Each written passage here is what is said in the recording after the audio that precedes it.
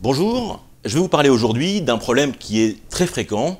J'ai souvent des gens qui viennent me voir en me disant « je vais créer une association et donc je serai de fait, par la forme associative, exonéré de tout impôt, TVA, CFE, impôts, puisque je suis une association ». Et il faut que j'explique que ce n'est pas tout à fait le cas, car bien que le mode juridique soit une association, si l'activité relève d'un secteur commercial, eh bien elle est en réalité soumise à tous les impôts. Et comment on essaye de faire la lumière un petit peu pour savoir si une association relève ou pas du secteur commercial? C'est la règle des 4 P. C'est une règle qui a été instituée il y a plus de 20 ans maintenant, parce qu'il y avait un petit peu une désorganisation, il y avait pas mal d'associations qui payaient les impôts mais qui ne payaient pas de TVA, d'autres qui payaient la taxe professionnelle à l'époque et qui ne payaient pas d'impôts, et donc l'administration est venue un petit peu réorganiser tout ça, donc je vais expliquer ici la règle des 4 P.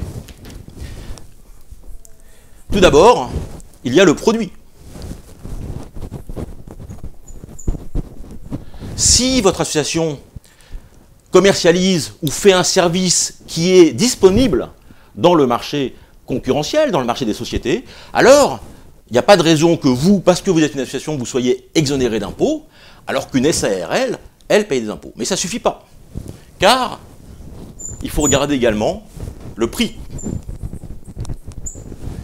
Si vous arrivez sur le marché à un prix très inférieur au prix qu'une société commerciale aurait facturé, alors vous pouvez être considéré comme association.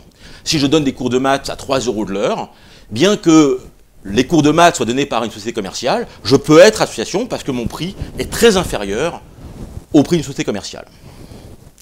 L'autre élément, c'est la publicité. P comme publicité.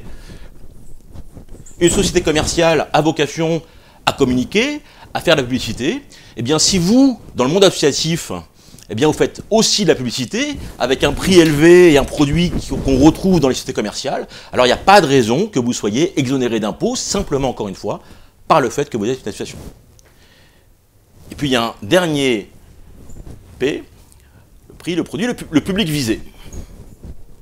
Le public visé, si vous faites des cours de maths à 3 € envers un public, par exemple les quartiers défavorisés, et que vous pratiquez un public, peu de publicité, eh bien vous relevez effectivement du monde associatif. Si par contre, eh bien, votre public est visé également par les sociétés commerciales, avec de la publicité, un prix élevé et un produit que tout le monde fait, eh bien il n'y a pas de raison que, bien que vous soyez association, vous ne releviez pas des impôts comme tout le monde.